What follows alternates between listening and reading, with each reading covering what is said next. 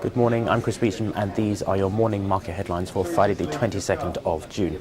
Risk appetite in London this morning is as sour as the weather, with FTSE down around 50 points at 55.16, following on from last night's heavy losses in the US. Now, last night, Moody's downgraded 15 major global banks and institutions. In the UK, these included RBS, Barclays and HSBC. Lloyds was also downgraded in a separate announcement. In the US, banks covered included Bank of America, Citigroup and Morgan Stanley. Now, the downgrade from Morgan Stanley wasn't as bad as feared. 3 notches had been expected, but in fact it was only 2 in the end. In London, RBS is hardest hit this morning, down around 1%, but Barclays and HSBC are also losing ground, although Lloyds is actually higher so far in the morning, but only slightly.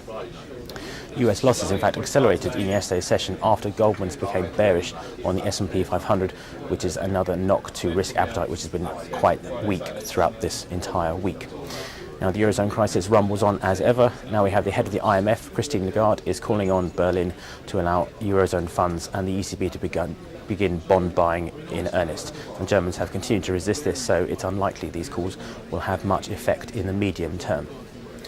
On the economic front, it's a quiet finish to the week with no US data of note out this afternoon, and the S&P 500 is expected to start up around 3 points at 1327.